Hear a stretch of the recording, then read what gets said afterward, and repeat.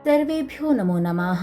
चलिए प्रारंभ करते हैं नवमी कक्षा में R3 की बुक ईरावती का पहला पाठ व्याकरण। यहाँ पे हम व्याकरण प्रारंभ करने जा रहे हैं। जो हमारी लिटरेचर की बुक का पाठ है एक है, उसको हम बाद में पढ़ाएंगे। पहले हम व्याकरण से शुरू करते हैं। तो सबसे पहले संस्कृत वर्णमाला, ये विषय हम पढ़ेंगे। संस्कृत वर्णमाला, आप लोगों ने वर्णमाला तो पहले भी पढ़ी हुई है, लेकिन यहाँ पे संस्कृत वर्णमाला दिया गया। संस्कृत वर्णमाला का मतलब कुछ अलग नहीं है, यहाँ पे बस कुछ चीज़ें ऐड कर दी गई है और कुछ नहीं। और जो आपके स्वर और व्यंजन है उनको एक नाम दे दिया गया है। आप जो हिंदी में ऐसे ही व्यंजन पढ़ लेते हैं, यहाँ पर एक नाम दिया गया है, बस इतना ही फ़र्क है और कुछ नहीं। तो चलिए, बड़ी ही आसान सी वर्णमाला है और बड़े आसान तरीके से हम आपको वर्णमाला पढ़ाएंगे। सबसे पहले इन्होंने कहा कि संस्कृत भाषा में 3 प्रकार के वर्ण होते हैं। पहला स्वर, दूसरा अयोगवाह और तीसरा व्यंजनांग। हमारे जो 3 प्रकार के वर्ण हैं, इन तीनों प्रकार के वर्णों को एक एक करके समझेंगे। तो सबसे पहले समझते हैं कि हम स्वर क्या होते हैं।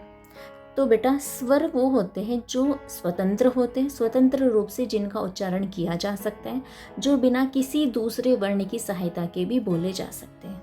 लेकिन व्यंजन जो है, व्यंजन को आप बिना किसी स्वर की सहायता के बिना आप नहीं बोल सकते। तो व्यंजन क्या है? तो व्यंजन का मतलब है ऐसे वर्ण जो स्वरों की सहायता से बोले जाते हैं, जो अर्धमात्रिक होते हैं और उनमें हम स्वर को ऐड करके हम व्यंजन बना देते हैं, और स्वर की बिना सहायता के हम व्यंजनों को उच्चारण नहीं कर सकते। तो स्वर में देखेंगे हम सबसे पहले यहाँ पर स्वर में ह्रस्व स्वर, दीर्घ स्वर। हाँ, तो ह्रस्व स्वर में आ, ई, उ, री और री, ये हमारे 5 स्वर आ जाएंगे। और दीर्घ स्वर में हमारा आ, ई, उ, री, ए, ऐ, ओ, औ, ये हमारे 8 स्वर आ जाएंगे। अच्छा, एक चीज़ ध्यान रखिए, हमारे 5 स्वर है ह्रस्व स्वर, इनमें री दिया हुआ है और री का दीर्घ नहीं होता, इस चीज़ का भी आप ध्यान रखिएगा। अच्छा, आपके मन में प्रश्न आ रहा होगा कि दूसरे नंबर पर जो दिया हुआ है ये क्या है, क्योंकि अभी तक तो आप लोगों ने सिर्फ और सिर्फ स्वर और व्यंजन पढ़े हैं, ये दूसरा है क्या? तो अयोगवाह में यहाँ पर 2 चीज़ें दी गई है। सबसे पहले अनुस्वारः और दूसरा विसर्गश्च। अनुस्वार क्या होता है? आपके शब्दों के ऊपर एक बिंदी दिखाई देती होगी आपको, जिसको हम अनुस्वार के नाम से जानते हैं। और विसर्ग, आपके शब्द के अंतिम में आपको 2 बिंदु दिखाई देते हैं, उनको हम विसर्ग कहते हैं। और विसर्ग की ध्वनि जो होती है वो ह के रूप में होती है। तो जिस भी शब्द के बाद आपके 2 बिंदु आपको दिखाई देंगे, आप उनको विसर्ग बोलेंगे और उसका उच्चारण ह के रूप में करेंगे। जो आप शिरोरेखा देते हो, उस शिरोरेखा के ऊपर अगर आपको एक बिंदी दिखाई देती है, उसको संस्कृत भाषा में अनुस्वार के नाम से जाना जाता है। तो एक बार इसकी परिभाषा देख लेते हैं, ये क्या बता रहे? अनुस्वारस्य विसर्गस्य च स्वतंत्रम अस्तित्वम नास्ति। इन दोनों का स्वतंत्र अस्तित्व नहीं है, मतलब कि ये दोनों के दोनों स्वतंत्र नहीं है। जैसे मैंने स्वर को बताया था ना, स्वर हमारे स्वतंत्र होते हैं। एतो सर्वदा स्वराणाम पश्चात भवतः, ये दोनों के दोनों हमेशा स्वरों के बाद ही होते। अतः एतो स्वराश्रितो अपि उच्यते, इसीलिए इनको स्वर पर आश्रित भी कहा जाता है। वर्णक्रमेण तो स्वराणां तत्क्षण पश्चात व्यंजनानां च तत्क्षणपूर्वम् आगच्छताः। अब जैसे उदाहरण के रूप में आप देख सकते हैं, यहाँ पे अनुस्वारः में हमारा उदाहरण दिया हुआ है संस्कृतम शब्द।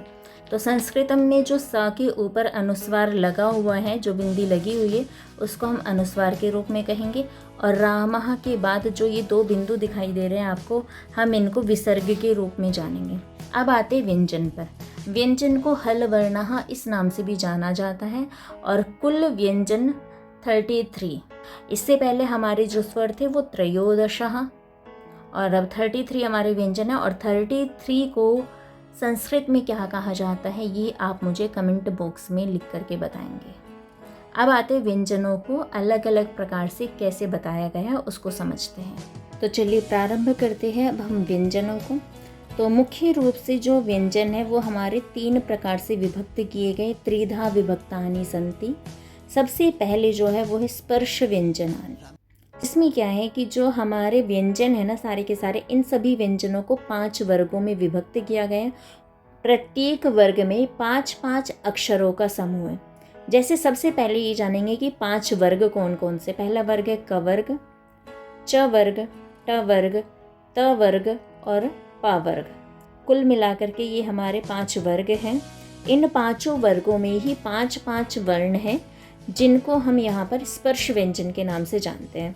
तो अब देख लेते हैं क वर्ग में कौन कौन से वर्ण आ रहे हैं। सबसे पहले क, ख, ग, घ, ङ। ठीक है, ये हमारे 5 वर्ण क वर्ग में आ रहे।